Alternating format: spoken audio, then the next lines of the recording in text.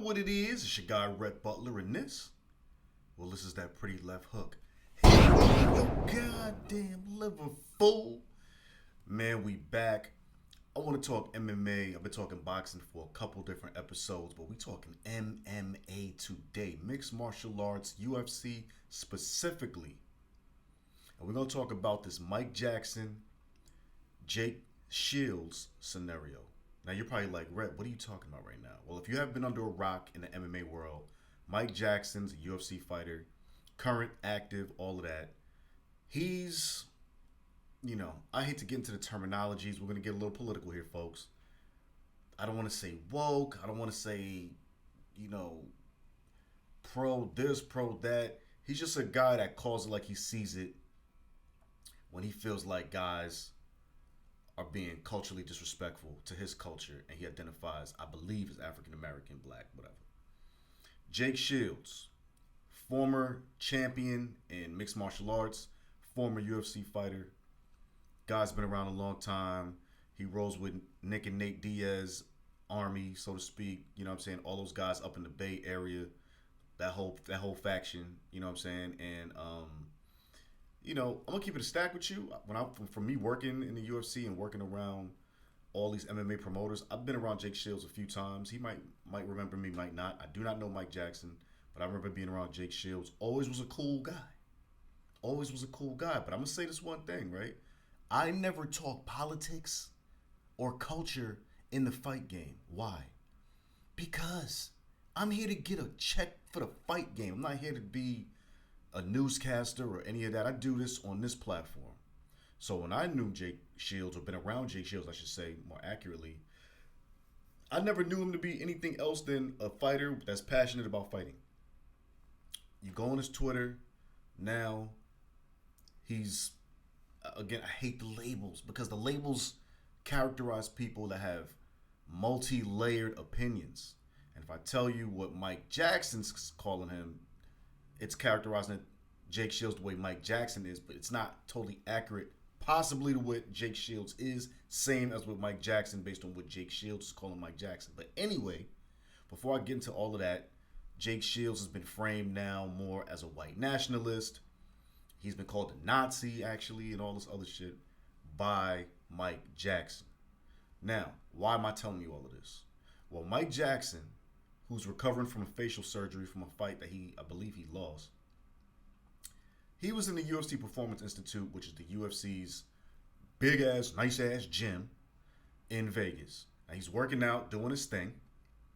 Apparently, Jake Shields, no longer an active fighter, retired. He's in there working out too. I don't know if he was training somebody. I don't know what he was doing, but he's in there working out. But basically, if you're a UFC fighter active, and you can use the UFC Performance Institute, I believe, for free. It's your right as an active fighter. They want you to be top shape, conditioning, all of that, right? They made this place just for the fighters that they house. Jake Shields might be a cornerman, might be a teammate of somebody in the UFC, but a lot of times the UFC will let guests in or guys that have veteran status in the MMA business, and they might show them love. It is what it is. I'm telling you all that background story to say the following. These two have been having beef on Twitter. Now, Mike Jackson's in the spot, working out, I believe, with Dewey Cooper, a striking coach, famous striking coach for a lot of guys. And Jake Shields is in the spot as well. And when the two see each other, Mike Jackson says he's trying to not get into nothing, but Jake Shields immediately, according to Mike Jackson, wants that action. Jake Shields wants that action. He don't like the way Mike's talking on Twitter. He don't like the way he's calling him out. And Mike Jackson calls out a lot of people on Twitter for what he feels is the bullshit. And Jake Shields is like, oh, I see you. You right here. And they did what they do in the fight game when people have a problem. They got it cracking in the UFC PI, UFC Performance Institute, and Jake Shields allegedly jumped Mike Jackson because he had his peoples with him, according to Mike Jackson. But there's a video that went viral of Jake Shields on top of Mike Jackson, pause, and he's definitely smacking him in the face. Okay, we're not gonna, this is all facts. It's on the videos. This is all facts.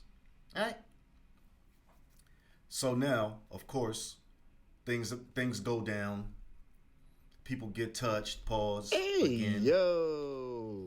And now Mike Jackson's talking about he's gonna press charges against Jake Shields. Now, I'm gonna get into some of this Twitter of what went down because it was a lot that went down. But at any rate,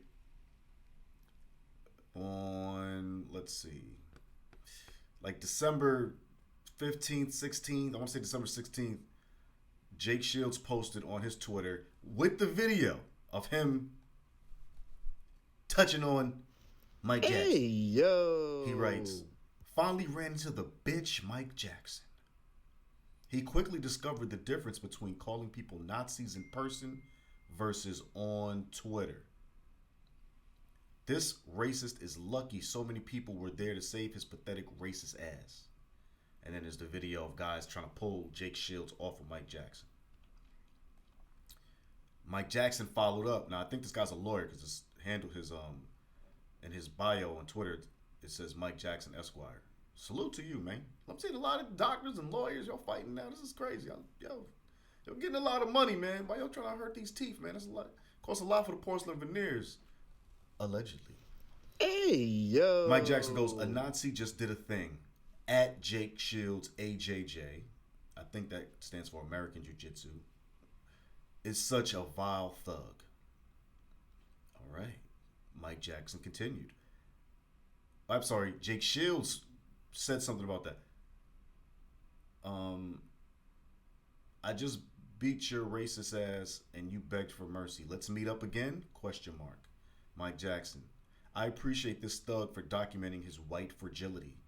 Best way to hurt a Nazi, hit those pockets. Yo, this is crazy. Then Mike Jackson goes, LOL, yet you are the one left bleeding. All of that white fragility got the best of you, Nazi. Yo, he's calling him a Nazi mad times, white fragility. We're going to get into all of these terms. I mean, you know what Nazi is. We're going to get into white fragility if you don't know what that means. Yeah. He already said he's going to hit those pockets.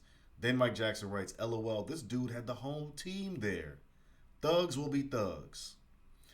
You know, if you notice what Mike Jackson's doing, and we're going to get into a lot of what the positioning he's doing here, he's trying to position Mike Jackson into, I'm trying to position Jake Shields. I'm getting so confused with these names. He's trying to position Jake Shields into looking like a thug, a bully, all of this kind of energy. Very, very good for court. You know what I'm saying? He's basically trying to lay a case out for court. That's a fact. And to be quite honest, I mean, the video is the video, but, you know, Jake Shields is more or less saying, this is why I'm giving you the business, pause. Hey, yo. So, you know, Mike Jackson's doing a good job if it goes to court. Then Jake Shields responds and goes, you were literally begging for someone to save you. Come here now, white boy. Now, in previous past that I've seen in comments, I guess for Jake Shields' thing, you have people commenting things like, why is it all the whitest looking black people are the most woke or the most conscious or all of this? Talking about like the Sean Kings of the world. Sean King's, I think, is a journalist for the New York Post. He's now spun into so many different things. I don't know what son is, respectfully. I'm not coming for you, my man. I don't want no problems. But they were coming for this guy, Mike Jackson, because he's a bit lighter in the African-American, African-black paradigm of hues, you know what I mean, respectfully. So they're coming for him, you know, in many ways. It's crazy. I'm saying it comically, but I'm saying this so you understand, like, there's a lot going on. It's really feeding into the, you know what I'm saying, the way America right now is just polarized as hell. Obviously, from the history of America, politics, politricks, everything that's going on. And now it's bleeding in the MMA. It bled in the MMA a little earlier when Dana White stumped for Trump. You know what I'm saying? He went on the campaign trail low-key for Trump and gave a speech at the Republican National Convention and all of that for Trump. So that, it kind of creeped in, you know what I'm saying? In terms of some it's a MAGA situation.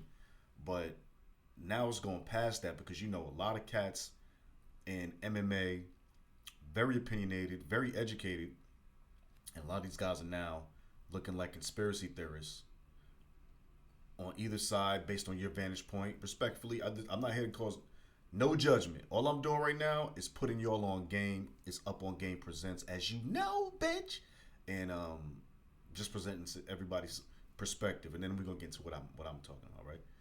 Anyway, Mike Jackson continued. A Nazi just did a thing. Jake is such a wild thug.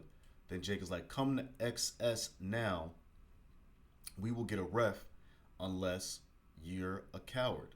So I guess Jake Paul must have left the UFC Performance Institute and went to Extreme Couture, which is a gym owned by Randy Couture in Las Vegas as well. Then Jake goes even further. Hey, at Dana White, can I come back and retire Mike Jackson? Nobody likes that racist clown. Yeah, there's a lot going on, man. There's a lot going on. So now recently, and on that same day, but anyway, Jake Shields went even more, you know what I mean? He goes, Mike Jackson has a huge black power tattoo and pushed to defund the police. The first thing he did after I smacked him around was call the police. And he puts a crying, emoji. Because to him, this is comical. To him, this is comical. There's some irony in that statement. I'll give you that. That was salute. That was funny as hell. We got you. Then Jake Shield goes, the love and support I've received for smacking Mike Jackson around has been heartwarming. I've known what an awful human Mike is, but didn't realize the entire internet does as well. It's wild out here, man. It's wild. I'm trying to find some Mike Jackson tweets and quotes and all of that, but it is what it is. At the end of the day, Mike Jackson has made it his job to come for all the people in MMA he feels are racist, white nationalists, in his words, Nazis, and all this kind of stuff. And he's kind of acting like a crusader right now, right, in the MMA business. Now, I will say this. You have different individuals in MMA that are on the fringes of popularity in relation to their political viewpoints. I can't speak on Jake Shields, but a quick perusal of his Twitter lets me know he's a conspiracy theorist in the sense that he's always questioning what's going on. Another quick perusal says to me, his views are a little polarized and insightful. So he definitely said on one post that he used to talk about nothing but sports, then he switched to politics, and he's getting way more love from it. So I guess people are enjoying this. And he kept going, another tweet, 100% of UFC fighters supported me humiliating Mike Jackson. Both of his coaches said he deserved to get smacked and won't try and protect him. You would think this would wake him up, but instead, he's just getting more racist and deranged. It's a lot going on, man. Right now, let me tell you, there's a couple things happening in the game. First of all, especially in the UFC. First of all, UFC has always had a power vacuum when it comes to cultural representation, right? MMA never really. Now you can talk about the UFC. You know what I'm saying? Before, Dana White and the Fertittas changed it to something legalized, when it was just, labeled human cockfighting by then Senator John McCain. But since they've legalized it, obviously it's been rocking and rolling to now being a billion-dollar business. But I'm saying the following. Not a lot of black executives, leadership in the UFC. Little some, you know what I'm saying? But not really. It's still an all-boys club in that sense.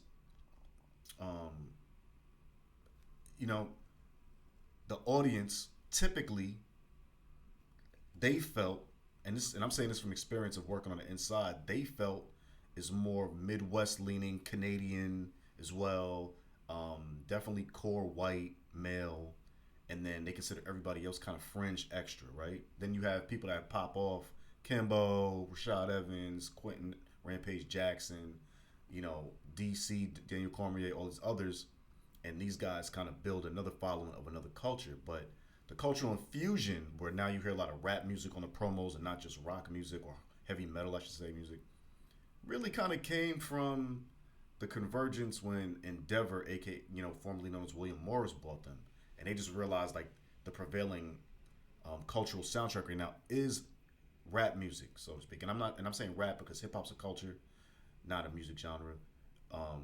rap is a music genre. So I just like to be clear because a lot of y'all is dumb as shit. Y'all don't know what the fuck is going on out here. But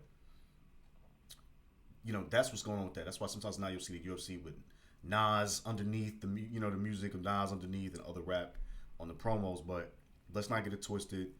Endeavor is smart enough to have their finger on the pulse of entertainment, so they know what's rocking and rolling and all of that. But make a long story short, Mike Jackson feels like a crusader. I've been looking at his Instagram. He goes heavy, heavy, heavy against these cats. He's calling out names. He's saying this one's a racist, that one's a Nazi, this one's a racist, that one's a white nationalist. Da, da, da. So he's in the crusade mode. Conversely, Jake Shields is on the same type of mission. Now, I don't see him calling out Mike Jackson until he smashed him up, touched him up. But he's, going hard in the paint, talking about all kind of issues in the country. He's not feeling this, he's not feeling that. And there's a couple ex-UFC fighters that's doing that. You know what I'm saying? Again, we're not mad at you, bro. Everybody has freedom of speech. That's a big deal right now. Elon Musk fighting for it, for Twitter, all of this. Not that I'm not supporting nobody. I'm just speaking all the facts. You gotta be very careful nowadays when anything you sound a little positive for one person's perspective. Yo, my perspective is mine. I'm just presenting the facts. I want to be very clear because the lines of journalism through this podcast mechanism and everything else has been super blurred. But I'm not nobody's fan or stan. I'm just talking right now. I gotta be very clear with y'all because y'all be wilding. At the end of the day, Mike Jackson got touched up by Jake Shields. Mike Jackson's talking prosecution, and even the UFC Performance Institute looked at it as Jake Shields jumping or fighting Mike Jackson, catching him off guard or whatever. And they even said, do you want us to help you prosecute? So, look, at the end of the day, this might result in a bag for Mike Jackson. I don't know, what Jake Shields' money's looking like, how that works. I don't know if the UFC is liable because it was inside of their house. I have no idea. But what I do know is that there's been an underlying cauldron of racial animus in MMA for years. Now, I'm saying all that to say that because that's relevant, right? Mike Jackson, Jake Shields. But I'm going to go off of that right now. Myself and 3 other fine brothers. And I say brothers because they are my brothers, not just because they're black men. We got to be clear with everything here. We started a company called Shine Fight Promotions. We were the first ever black-owned mixed martial arts promotion to be on pay-per-view. We did big fights. We did big deals. We signed Ricardo Mayorga. We were supposed to have Ricardo Mayorga fight the veteran legend Dean Thomas. We got stopped by Don King. You could read all about it. I wrote about it and all of that. And I got other things about that coming out soon. But I'm telling you this to say the following. When we came out and people realized, after they got past the fact that we did amazing fight cards, when they realized that the people behind it, the ownership, were black, you should have seen what the MMA message boards looked like. It was crazy. Get your Shine box. Why would they call themselves Shines when they are Shines? And the N-word was coming out people's mouth. I'm talking about on the underground. There's little MMA forums, underground forums. They was going crazy at us. They don't even know us. They didn't know the fact that I've been running back of house for fights for years for the UFC for mad promoters. That my man Dorian Price was a whole nomadic, amazing kickboxer, UFC fighter, the Ultimate Fighter contestant, everything. Everything, son. My man Devin Price, Dorian's brother, a finance guy, understands money, understands how to put them deals together, those plays together. And Ron Foster, in my opinion, one of the best matchmakers in the world. Shout out to that man, and a former fighter. We all came from good stock, good lineage, and we did it the right way. But when I tell you, when the people found out we were black, they was going crazy in MMA. Now, if I tell you this whole situation and I'm telling you about boxing, nobody's going to trip, right? Because boxing has a lot of cultural balance. But MMA does not, and that's just keeping it real. That's not me taking a side or anything else, just keeping it real. Mike Jackson might be feeling some level of anger at the realities of MMA on the highest levels, and maybe he acts out and gets a little rash and calls people out, right? Nobody wants to see their name in Twitter getting retweeted and commented on and in a bad light, especially being called a Nazi and all of that. I don't even know what that feels like. I don't want to be called one. But what I will say is this. Jake Shields is also a very outspoken and opinionated person about political stuff, cultural stuff, and all of that. So, to that end, oil, vinegar. You know what I'm saying? Oil and water. Like, it's not going to blend. It's not going to rock. When they saw each other, it went down. Jake Shields got to know if you touch somebody and it's not within the cage with a contract signed, yo, homie, you probably catching a case. It is what it is. That's just the game. The game is the game. You know what I'm saying? If you and he caught and it looked like Mike Jackson caught the L, so he's gonna try to get a bag out you, man. That's just the way the game go.